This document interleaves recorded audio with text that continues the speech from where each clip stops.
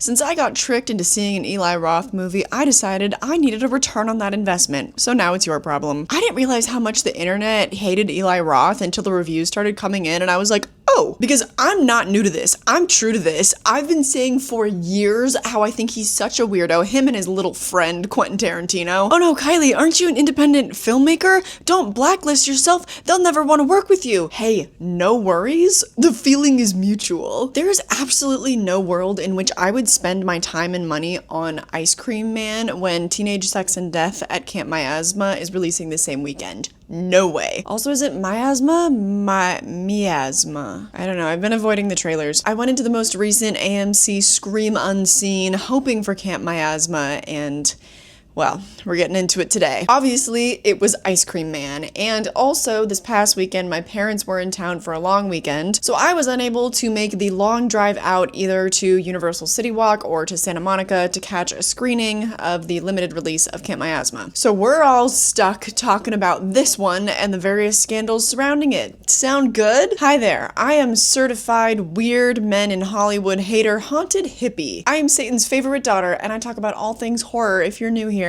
Which you just might be, given that my Blair Witch deep dive from a couple weeks ago kind of blew up. So if you haven't already, click subscribe, like button, notification bell. That way you'll never miss the next deep dive or review or whatever you're here for. Though this is a nuanced place, so I would not recommend clicking those buttons if you're someone who needs the people that you watch to be as angry as you are about whatever impassions you in the movie space. I don't have fun engaging in super polarized takes. In fact, I get quite a few compliments on this channel of like, wow, everyone's either saying they hate or love this movie. Yours is the first nuanced take I've found. But today we are gonna bring up a lot of those polarized takes just to discuss them because, whoa, people really hate Eli Roth, and the choices in the marketing and the choices made in the film are they're so crazy. Like, I have to laugh. I didn't set any expectations for this movie because I didn't have any plans to see it. I never saw a trailer. I definitely had figured that Camp Miasma would have a much wider release, but it's the opposite, weirdly. I guess Eli Roth did well with Thanksgiving a couple years ago, but still, Jane Schoenbrunn, their movies are way more popular. So whoever it was decided to scheme. They decided to select Ice Cream Man as the Scream Unseen release. Whether that was to generate some early hype or it was because they thought nobody would buy a ticket knowing it was an Eli Roth movie, I don't know. Like, we'll trick some people into seeing it, and then the good word of mouth will make more people actually buy tickets for it. I don't know. Was that the plan? Let me tell you about my experience with this, and then we'll get into the meat and potatoes. I go in, it's packed. The mystery movies are always very popular. The crowd is respectful. It's good vibes. The trailers are going. I'm watching, and just like that on my phone. Then Eli Roth pops up on screen to introduce the movie, and I hear people audibly groan. Some people said, oh, I knew it, I called it. And then like 2 or 3 people walked out immediately. And he's like, hi, I'm Eli Roth. You probably know me from some of these movies. And it's a bunch of like grotesque clips of a bunch of his older movies, like early 2000s stuff. Then he's like, or you might know me as the Bear Jew. And then a clip of him in Inglourious Bastards plays. And I'm just like,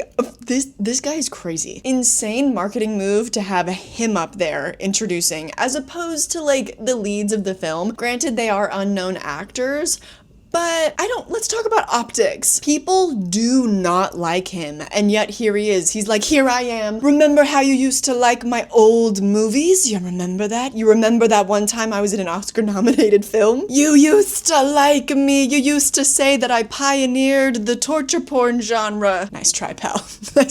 Nice try. I still remember the manifesto that he wrote back in like 2013 about how he hires hot women on set to like keep his gaffers in line, or whatever the hell he said. Like, he's kind of famously known as a creep. His best friends in the industry suck. And after I watched the movie, I decided to gather a little intel. So I went on the hellish app that is TikTok. And in modern day, a lot of people hate him because he's a Zionist, but it goes back even further than that. He has friends accused of sexual misconduct. He has like allegations of weird conduct with young actresses himself. There are accusations of him being a hack director galore. And he decides, no, I should be the face greeting people seeing this movie. It's giving desperate. You can say that about a lot of people in Hollywood, but at this current, well, maybe not this current moment, because the internet has probably found some new thing this week, but at least last week, Eli Roth was the thing that people were mad about. And the fact nobody could see that coming, I actually found his lack of tact in that and also in the movie itself to be so entertaining. And I'm going to hell, I know. I was born there, it's not really a big deal to me, but this is where some of the nuance comes in. Greetings aside, let's start talking about the movie itself. I didn't really have any expectations going in. I think I already said that. Good. It was ridiculous, and most of the criticisms of it definitely hold up, but I had a fun time. I'm sorry if that's not allowed, but like I told you, this is the land of nuance. But let's get into the review, shall we? Okay, just bear with me a moment. In this movie, an idyllic summer turns terrifying when the sweet treats delivered by the ice cream man start turning the local children homicidal. I enjoyed myself in the batshit gore, the hyperviolence of the children gone feral. I loved the asinine plot and the bleak climax. Eli Roth knows how to make a solid enough slasher to pass the time. Same thing with Thanksgiving. In terms of what's problematic with the movie, I am laughing at the spectacle that is Eli Roth being so fucking tone deaf. That weirdly entertains me. Is it because I've been preying on his downfall? Maybe a little bit, maybe. Oh, one of the other scandals I haven't mentioned yet, one thing that I'm honestly kind of embarrassed to admit, is that I thought that a few shots looked a little bit weird, but I didn't clock anything as AI. But he confirmed that it was used in the movie, and then, oh wait, he like backtracked, but then he didn't. I forget what his first statement was, but then he was like, I misspoke. Some AI is used in some moments of some scenes. I'm paraphrasing, but I can maybe guess where it was used in hindsight, but in the moment, I did not clock it. Everything this man could do to win back some public favor, he's like, nah, opposite button. I have to laugh. I feel like I'm watching a circus sideshow. And that's what it feels like when you open TikTok and Instagram too. If you're new, I'm not really hip. The addictive algorithm crafted by Instagram actually has the opposite effect on me. But I get on there whenever I'm like going to post my own stuff, and then like I'll engage with, you know, whatever the first post is that pops up. And after I saw this movie, hater videos were the first thing that would pop up. There's this guy, oh my god, I should know his name. I'll put it on screen if I remember. He is a certified hater. He is a professional in the space. Early reactions, Eli Roth seems to have made the single worst movie of 2026 because it's all about entitlement. Entitlement is what defines people like Eli Roth, so please speak to him at the box office. Please do not support this shit, and if someone is telling you to go watch this, tell them to fuck off.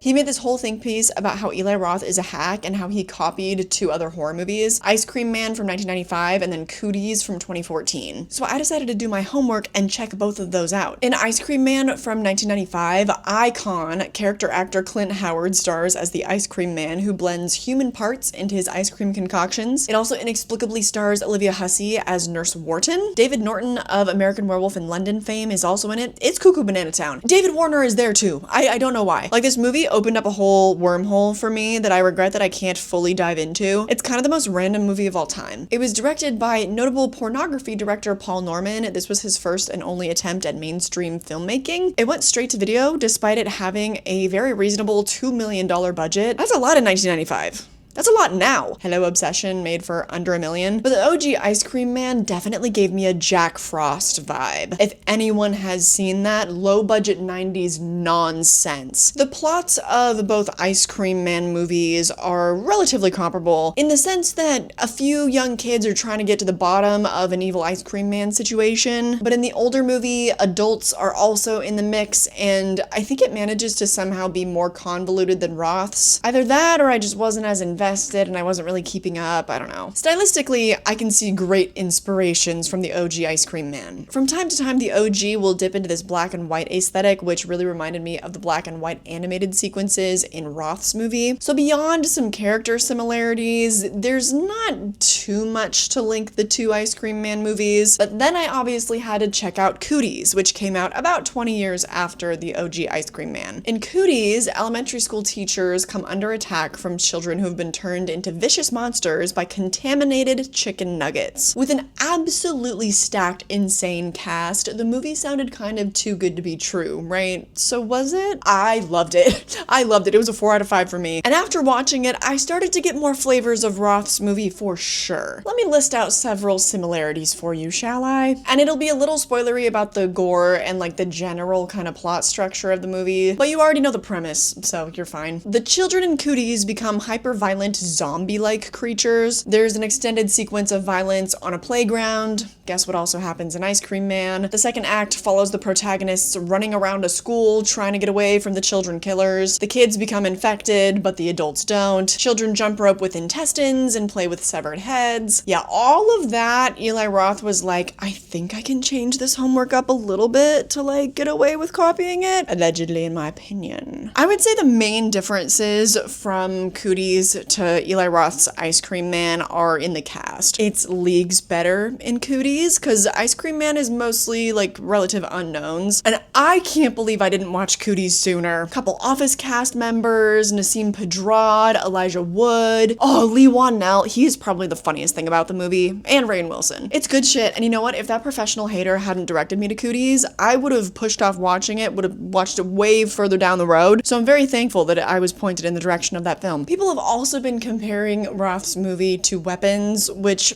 I just don't feel like is fair to Zach Cregger. Overall, though, I think that I unfortunately have to cast this criticism aside. I will give it to Mr. Professional Hater. I think there absolutely could be some truth to him ripping lots of elements from these films. After watching them, in my opinion, I think there is definitely a lot of credence to those claims. But if you think about that in terms of how often that is actually used as a selling point for new horror films, it loses a little weight. I respect the hater game. I really do. But this concept is not anything new. Ooh, okay, rhyming. Not horror, but I feel like one of my most recent Letterboxd reviews of this nature was for I Love Boosters. Crazy cool creative film, by the way. I said it was a crossover between Everything Everywhere All at Once and The Cat in the Hat, and I was so right for that. It's just the truth. It's not a negative. It's so true of like everything. I mean, how many times do you hear that like, oh, this new movie coming out is a cross between The Silence of the Lambs and Terrifier? But it's something we say a lot about new movies that come out that are good. So that's why I don't like using that as an anti-Eli Roth narrative, because it's just something that we can't really be consistent about. It's just kind of a fact of the industry. Is he a little more obvious about it than most? Yes, but still. Hating him for any of the other reasons, I mean, that's evergreen. So don't let that yuck your yum. I might be all ready though, because I've already told you that I did kind of like this movie. Like I had a good time. For the most part with this one, I don't think that it's about the movie. I think when it's really popular to hate a director, it's almost impossible to talk about the actual quality of the movie itself. Like with M. Night Shyamalan, he could make a reasonably mediocre film, but then people are like, oh,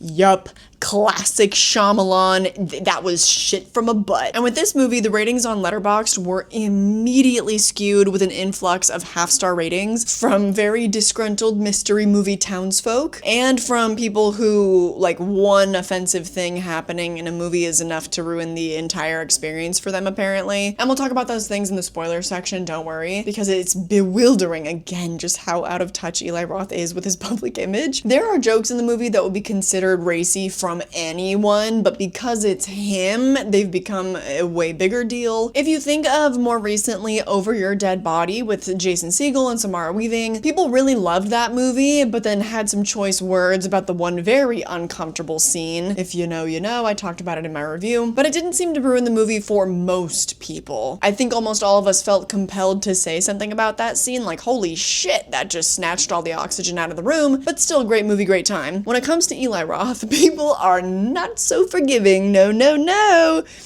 Ow, I hit my hand. I'm not that person where one bad joke will ruin the entire movie for me. I think despite how much this film seems to copy and blend movies of the past, it still earned its existence. Though whether or not you think so probably depends on whether you think Eli Roth has earned his existence. For me, what made it worthwhile was the violence and the acting. I think almost everyone was totally believable in this movie and hilarious. There were some people that delivered great physical comedy. This diva who played Piper, oh, she's going places. I loved her. I loved her performance. And it does make me sad that she's acting her ass off in a movie that's getting review bombed because of the loser director. I see so much of myself in her. I would have given anything to play an evil little girl in a horror movie when I was that age. I was stuck doing local plays because the world wasn't ready for my talents yet. I thought Charlie Zeltzer was good. I think he has a career in comedies ahead. Sarah Abbott was very natural. She delivered some great physical comedy comedy. I was super impressed. Oh, and fucking Snoop Dogg did the end credits song. I would not be surprised if that song was at least written with AI, or maybe the beat was generated with it. Snoop Dogg is always at the scene of a crime where there's a paycheck. And I have to laugh. I find bad movies to be euphoric in nature sometimes. And I know when they write a line of being offensive, I really shouldn't. But whether the laughter comes from laughing with the movie or at it, that's still enjoyment to me, and I'm not gonna posture to like win points on the internet, you know? I'm gonna be honest about my experience. I pretty much really enjoyed myself. It was a 3.5-star experience. I think for very obvious reasons, I would recommend waiting to watch the movie at home if you're going to. There's so much better stuff to see in theaters right now anyways. For instance, I hope that you can see Teenage Sex and Death at Camp Miasma at a theater near you. I am still waiting on a closer showing. But if you don't care, or your mind is made up, or you've already seen it, I'm about to get into spoilers for you. So if somehow you do care and you want to see it, then you're no longer safe here. Getting into it, here we go. The movie opens on a baseball game and some crude humor with children. Apparently it's still 2017 and we're all amazed that a 12-year-old is saying fuck. This movie blissfully wastes no time though. The ice cream man comes around after the game and all the children are eating his sweet delights except for Jared, our main character, because he's lactose intolerant. Then that night at family dinner, it's revealed that Eli Roth has cast himself as the father. The family is arguing about whether or not Jared's older sister Lizzie is going to ditch school and go to the water park. And Jared, the prepubescent child, makes a joke about how he wants to go with her because he wants to see all the teenage girls in their bikinis and stuff at the park. Okay. To which Eli Roth's character says something to the effect of like, oh yeah, I want to go too. Girl, I have to laugh at the out-of-touch old man. The lack of self-awareness and how that's going to be read is so astounding. You have an extremely negative reputation right now within the horror space. See the Letterboxd rating as my reference. And you think, yeah, I should personally, I should make a joke sexualizing underage girls in swimsuits. Yeah, I'm sorry. I know that that is indicative of like broader social rot, but it's kind of giving me life right now. Maybe what these guys need is not us being like, boo, you're so problematic. But maybe we just need to be telling them that they look goofy as fuck. Like, I'm gonna get all worked up over this goofball? Really? I saw people coming online that were like mad about it. I do understand that algorithmically that does better for people. So maybe some people are just like rage baiting or something, you know, get your bag. I just don't have it in me. I don't know. I have to laugh. So whatever. It's a very extended dinner sequence. We learn a little bit of lore about the family, that their grandfather was this sort of local celebrity lawyer. Store that away for later. But then that night, all the children are getting out of bed. Their faces smeared with ice cream. They start to murder their parents and any neighbor who gets in their way. I've said it once, I'll say it again. Piper is the star of the show. If I were younger, I'd probably beg my mom to like get me the clothes to make a costume out of her character. I've never dressed as a child character as an adult. Because in so many ways, so many characters, like that would be weird. This one I feel like would kind of be a slay. Like her performance is just so pitch perfect. I'm kind of so obsessed with this diva. Anyways, I love the deaths of her parents. I think they were particularly brutal. I think actually all the child acting was really good. I think the casting bravo. Even each of like the extras kind of got to have their moment to shine. And everybody seemed to understand the assignment more or less. It's so hard to direct kids, especially extras, because you'll notice it only happened like once or twice in this movie. But if there's a group scene with children, you're gonna get at least one of them staring directly into the camera lens. So for the most part, I was really impressed with all of them and with all the gore. Some of it looked a bit shit. Oh, maybe it was like AI gore splatter in some scenes. But moving on, the next day, Jared gets up for school. His parents leave for work and they are just blissfully unaware of all the carnage around them. Jared gets to school and he realizes that the kids are acting weird. All of them except for this one girl that he biked past the day before. The girl who was throwing up against a tree. Curious. Roth telegraphed everything a little too much in this movie, besides the third act, where he did genuinely surprise me. But her name is Mia. She is not infected. They eventually also run into another uninfected boy named Tommy. Jared is able to get into contact with his sister Lizzie, who is partially paralyzed from eating some of the ice cream. So it doesn't affect teenagers in the same way. Awesome. That's just like that one movie, Cooties. And like I said, the second act is almost kinda beat for beat the same as Cooties. Not in the literal sense, but but kind of in like the survival horror one location sense. You're like, oh, I've been here before. And this also happens to be the exact same circumstance in the exact same setting. So while the kids are at school, there's an aside with Lizzie where she's having to like get herself off the bed, get herself over to the bathroom. She's delivering a brilliant like physical comedy performance, but she has to make herself throw up the ice cream by picking up her toothbrush with her mouth and then like deep throating it. Unfortunately, this scene can be read in multiple ways. I'm not a degenerate. My head is not in the gutter. So while I was watching the movie, I just thought it was funny. I was like, wow, great performance. But the more I've thought about it, I'm like, oh no, that character is 16. Yeah, no, that is weird. Also, as a whole, Roth seemed very locked in on vomit in this movie. But anyway, she escapes her house, she tries to run to a friend's house to no avail, she gets stuck on the roof, there are a bunch of kids swarming her like sharks, and then her ex-boyfriend comes to save the day. He picks her up in his landscaping truck, and I was laughing so hard when he was power hosing the children. He was just like, psh, psh.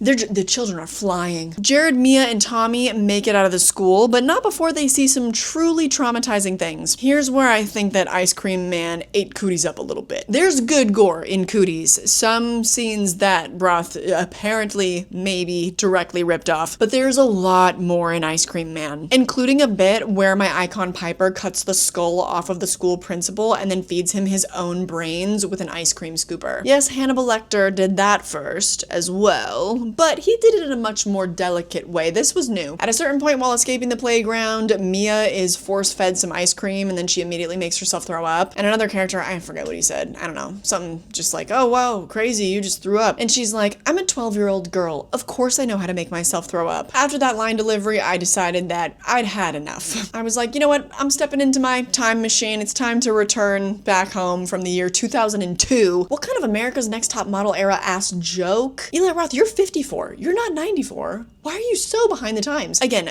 let's put what's problematic aside. Those jokes have already been made a million times 25 years ago. Why is the material so stale? Maybe he's one of those people who stopped developing once he became famous, and so his mind is like trapped in its 20s. Trapped in like an early 2000s mindset. Oh, how weird would that be? Lizzie's character also very casually drops the R word in another scene. And again, I just was like, God damn it, my time machine isn't working. I'm stuck in the era of my middle school days again. Shit! They manage to get away from the school though, and they make it to the local church basement, which is where Lizzie told them to go. They make it downstairs to the freezer where the ice cream man has been keeping his stash for some reason. And what do they find in the freezer? A nearly frozen priest. And we finally get the lore about the ice cream man. I thought for the first two acts, it was fine. Like, I didn't need a reason or a backstory for the killer. I haven't mentioned it yet, but the ice cream man doesn't talk, he only emotes. Much like Art the Clown, actually. And here's where things get even more crazy. Again, I just cannot believe that this was what Roth was like, yeah, this is the innovative story that I am staking my name to. The backstory was really convoluted, so please spare me if I get some details wrong. I don't care enough to get it right. And I remember what was worth commenting on, okay? There isn't a readily available plot summary online yet because I'm filming this before its official release. The story goes, he was a foreigner who became a priest, and I think that he was supposed to be of like vaguely Middle Eastern descent. I forget the details on that, but Ari Millen, the actor, he is Ashkenazi Jewish in real life, so there's that. But then he was falsely accused of rape by many children who testified against him. And who was the prosecuting lawyer who helped put him away? Jared's grandfather. Dun dun dun. So let's unpack this a little bit. Again, the optics, they're not good. The villain's origin story is that he was falsely accused of child molestation in a church setting. If we really look at the material, that is a huge problem in the world where priests are disproportionately found to be child predators. Never mind the fact that the villain plot is basically a carbon copy of A Nightmare on Elm Street, okay? He's also a Middle Eastern character who is stealthily permeating the mostly white suburban neighborhood. And again, you can get mad for two different reasons. We can put the problematic thing aside because that's obvious. It's just lazy writing that is reliant on stereotypes. And then the one stereotype he dives into that he actually could be making real world commentary on, he flips. What? Girl, oh my god. I'm laughing. I know. Am I not allowed to laugh when my enemies are taken down a peg? The priest goes on to tell them that the ice cream man then made a deal where he sold his soul to a necromancer so that he could commit a multi-generational reign of terror against this town as revenge. So now they have to dig up the necromancer's grave and behead him and use the head to kill the ice cream man because the necromancer is like Medusa. Even if he's dead with his head attached, his eyes will still kill you. So the gang of kids and Lizzie and her goofy ex, Chris, all meet up at the church, and then they head to the cemetery where the ice cream man and all his little children are lying in wait. But they manage to get him distracted, and they dig up the necromancer coffin, where they find two completely cloaked bodies that begin to stir. Unfortunately, Chris then takes a knife or a sharp scooper, unclear to me. He takes something sharp to the back and he dies. Oh no, Chris. Oh no, he and Lizzie had shared a kiss. Maybe they were gonna get back together. Oh no. But the body starts to rise, so Lizzie and Jared start just hacking at him, and they end up beheading the necromancer. Jared holds up the severed head with his eyes closed and he removes the cloak, trying to kill the ice cream man, and nothing happens. They were tricked. I guess Eli Roth did do the evil priest thing after all. Huh. Or the priest was secretly the necromancer. I actually don't know. And I actually don't care. They killed their own parents, and it is, in fact, Jared's dad's head. It's Eli Roth's head that he's holding. Jared and Lizzie lost their whole world in that climax. Oh, I forgot to mention, because, while they were, they tried to, distract Ice Cream Man and stuff, Mia and Tommy both got ice cream brainwashed. So sad. So they leave with the Ice Cream Man. He leaves town, takes all the children, and that's it. It's so fucking grim. Ice Cream Man punished the children and grandchildren of the lawyer who got him locked up. He completed his multi-generational revenge. I do respect that level of commitment to a project. That's tough to find these days. I thought it was a good twist. I didn't see it coming. Did I think Eli Roth would behead himself in his own movie? If I really thought about it, maybe yeah, but I hadn't thought about it. And I like that we didn't get a happy ending. It was delightfully grim. It oddly left me on a high note. I really wish this movie was made by someone with a little more tact, because Ari Millen could easily run a new franchise. Just, going from town to town, make it kind of anthological where he's infecting the children and there's some new drama in each town. I love the brainless carnage candy of it all. That would have worked for at least a couple more sequels. But no, he got this insane backstory that was entirely dependent on the leads, so that's dead. And because Roth has so much bad will, I just don't think this movie will perform very well. So I don't foresee Ice Cream Man becoming the next big horror franchise. Maybe Ari Millen could become one of our new Freddy Kruegers in the Nightmare on Elm Street studio race. That would make up for it for me. I'm sure that I don't really need to ask you what you all thought. I know that the angriest audience members have already left their thoughts in the comments down below. So now I invite the rest of you, perhaps the more level-headed of you out there, to join us. Join the conversation down below. Let's talk about it. Air your feelings. That's all she wrote for Eli Roth's Ice Cream Man. Man, what a clusterfuck. What a mess. I pride myself on having an audience where I can have these kind of conversations. Generally, I find the super polarizing conversations to be very, very boring because they're just so predictable. So I would love to talk even more social media theory with you all down below. I think that would be fun. Leave me your thoughts on that. I would love. But I'm gonna head out. Thank you for making it to the end of the video. I see you, all two of you out there that are still watching. If one of you is new and I haven't told you yet, I have a second channel that's primarily devoted to physical media, but I also vlog over there. I talk about non-horror over there. It's just my hobby channel. Need to have a passion channel, because one channel talking about my life's greatest love is not enough. And then I also have memberships on this channel and also a Patreon where there's tons of bonus content. So check that all out. See what you would like to enjoy. More than anything though, I hope that you managed to enjoy this goofy ass video, and I hope I catch you in the next one. Bye!